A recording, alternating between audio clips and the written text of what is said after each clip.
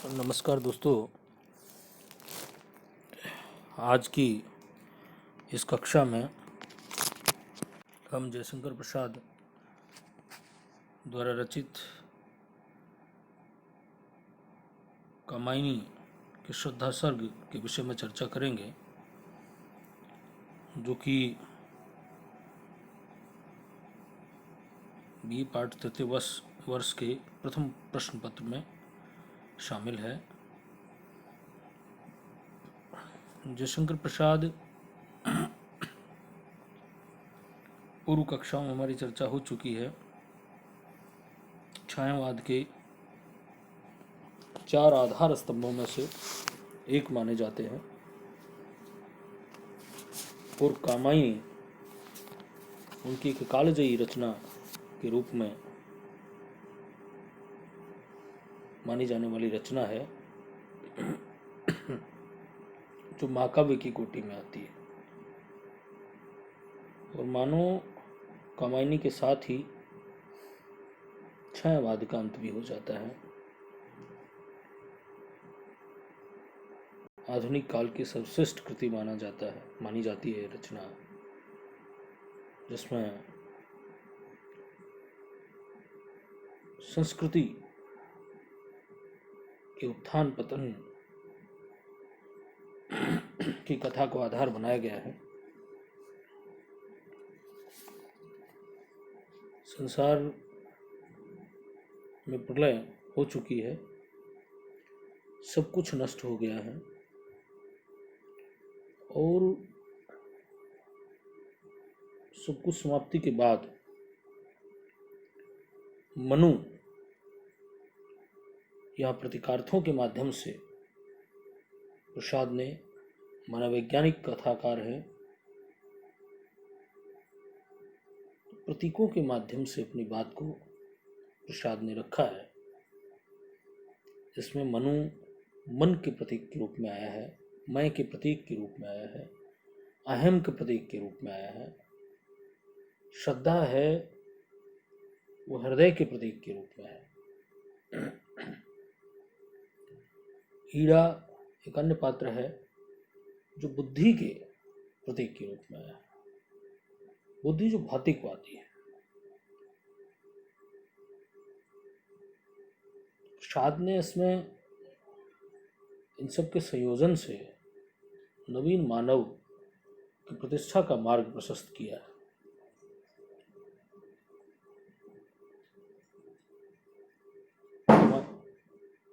कामायनी के आरंभ में प्रलय हो चुकी है, चारों तरफ पानी ही पानी है। उस दशा में जब मनु हताश और निराश है, उस एकाकी दौर में जब उसे जीवन नीरस और सारहीन लगने लगता है, उसी समय सारस्वत प्रदेश से श्रद्धा का वहाँ आगमन होता है।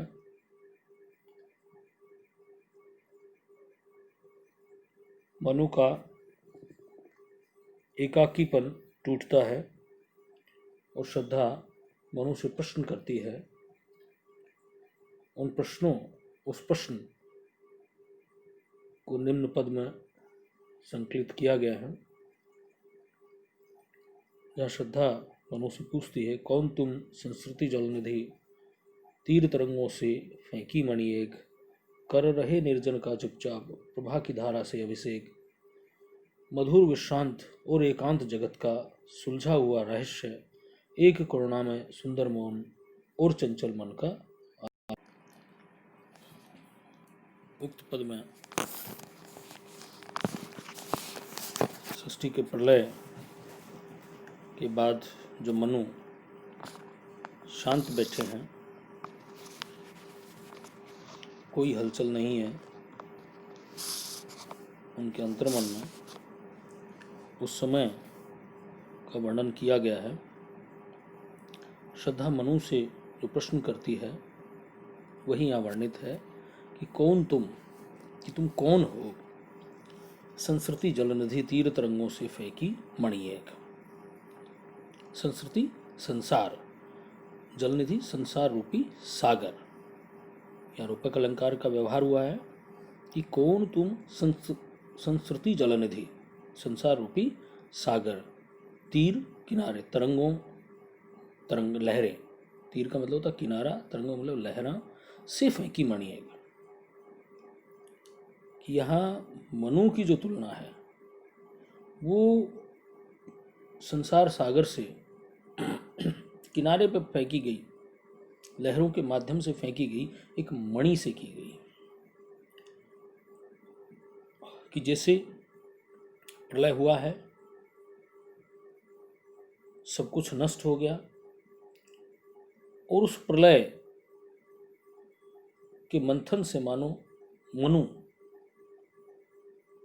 बचा हो या निकला हो। जैसे सागर में लहरें उठती और गिरती रहती है, उन लहरों से कोई मणि सागर के किनारे आकर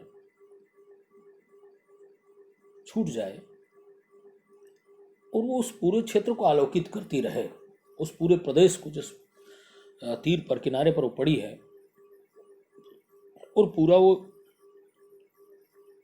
क्षेत्र है वो आलोकित हो रहा है। वैसे ही मानो मनु भी इस संसार रूपी जो सागर है, इसकी लहरों के द्वारा फेंकी गई एक मणि है। वैसे ही मनु भी उस पूरे प्रदेश को आलोकित कर रहे हैं। ऐसा श्रद्धा का प्रश्न है कि कौन तुम संस्कृति जलनिधि तीर तरंगों से फेंकी मणि एक। कि संसार रूपी सागर की तरंगों से किनारे पर फेंकी गई एक मणि के समान तुम हो, अर्थात तुम उस पूरे निर्जन स्थान को, जहाँ अगली पंक्ति में वही है कि कर रहे निर्जन का चुपचाप प्रभा की धारा से, प्रभा आलोक, चमक, किसकी चमक? खुद की आलोक से पूरा जो निर्जन प्रदेश है, निर्जन प्रदेश उस बात की ओर संकेत करता है कि इस प्रलय में सब कुछ समाप्त हो गया। मानव जाति जो विकास मानव सभ्यता और संस्कृति का हुआ था वो सब समाप्त हो गया, कुछ भी शेष नहीं बचा है। और उस समय केवल मनु शेष बचे हैं, श्रद्धा शेष बची है।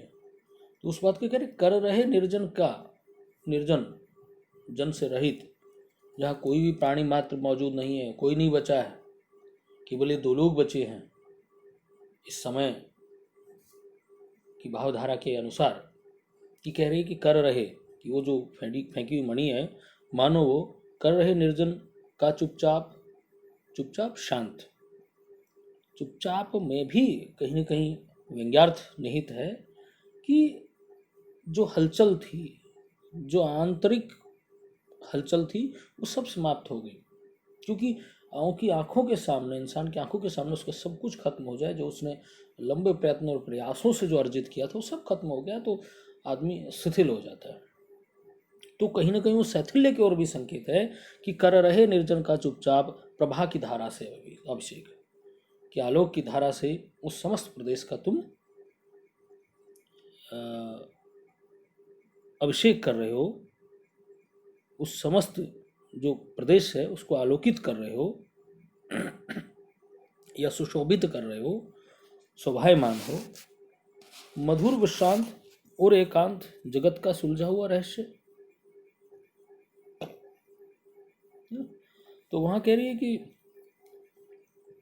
तुम्हें देखने से ऐसा लगता है कि तुमने संसार के रहस्य को, एकांत जगत का सुलझा हुआ रहस्य, एकांत जगत जहां कोई नहीं है, एकांत में निश्चिंत हुए बैठे हो, मधुर विश्रांत शांति से मधुरता झलक रही है, यानी कि कोई किसी भी तरह का भाव विचारों का आलोड़न विलोड़न नहीं दिखाई दे रहा है, मानो तुमने इस जगत के रहस्य को सुलझा लिया है। एक करुणा में सुंदर मौन, और तुम्हारा जो स्वभाव है, तुम्हारा जो चेहरा है, उससे करुणा झलक रही है, करुणा में सुंदर मौन, और तुम मौन हो। मौन रहना इस समय तुम्हारा बड़ा आकर्षक लग रहा है, सुंदर लग रहा है, आकर्षक लग रहा है। और चंचल मन का आलस्य, और तुमसे लग रहा है कि तुम्हारा स्वभाव है वो बहुत चंचल था। कहीं ना कहीं जो चंचल रहने वाला चलायमान जो मन है वो कहीं ना कहीं आज आलसी बन गया है, अर्थात उसमें स्थिरता आ गई है, उसमें शिथिलता आ गई है। वो आवेग नहीं बचा जो सामान्यतः हुआ करता है। ये उस घटना की ओर संकेत करता है कि इस समस्त घटनाक्रम के बाद, प्रलय के बाद मन की जो चंचलता है वो पूरी तरह शांत हो गई है। यानी कि कहने का तात्पर्य ये है कि मनु का जो मन है वो निराशा से घिरा हुआ था। इसलिए कहा है कि चंचल मन का आलस्य है। निराश हो गया आदमी, सब कुछ खत्म हो गया उसका, जो कुछ उसने अर्जित किया था, जो कुछ उसने बनाया था, सब खत्म हो गया, तो फिर आलस्य ही छाएगा। चंचल मन का आलस्य यानी कि जो मन चंचल था, चलायमान था, जो कभी कुछ अनेकों प्रकार के भाव और विचार जिसमें आते रहते थे, लेकिन अब सब कुछ शांत है, क्योंकि उसी के सामने उसका बनाया सारी कायनात खत्म हो गई है। तो इस पद के माध्यम से श्रद्धा की प्रश्न से उस पूरे घटनाक्रम जो कि पूर्व में घटित हो चुका है और उसके बाद मनु का बचना और समस्त प्रदेश को आलोकित करना एक प्रकार से, यानी कि वही बचा हुआ है समस्त प्रदेश में, उसी का प्रभाव देखा जा सकता है। इन सब बातों को, मनु की हताशा निराशा को यहाँ बताया गया है। और श्रद्धा के जो प्रश्न हैं वो इस पूरे प्रसंग में संवादात्मकता और नाटकीयता का समावेश कर देते हैं। और श्रद्धा जो प्रश्न करती रहती है तो उस समय का वर्णन है जब मनु उसको देखते हैं, श्रद्धा को, तो मनु को श्रद्धा को देखने का जो प्रसंग है वो अगले पद में वर्णित है।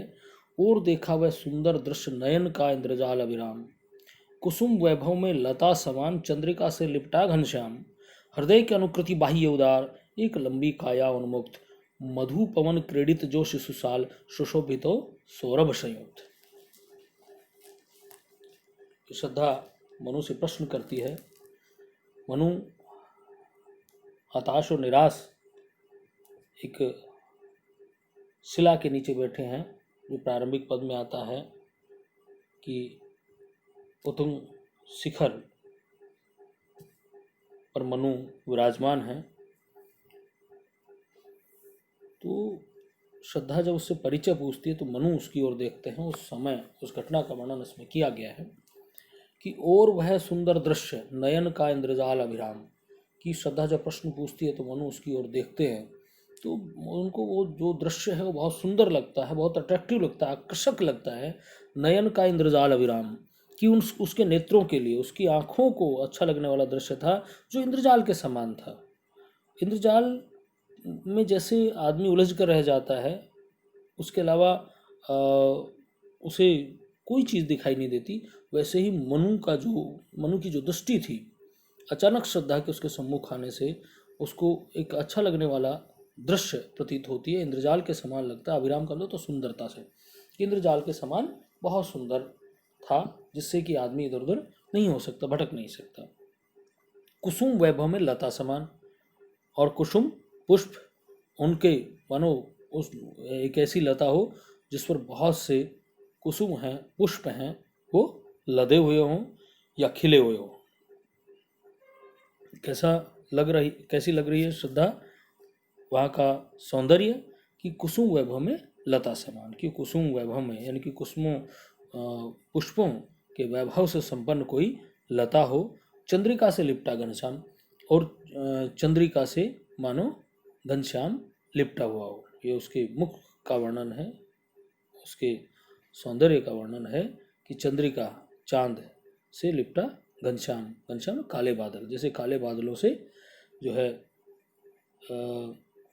चांद है वो घिरा हुआ हो, यानी कि उसके मुख का सौंदर्य, मुख के सौंदर्य का वर्णन इसमें किया गया है ना। चांदनी से मानो चंद्रिका से चांदनी से जैसे बादल लिपटे हुए हों।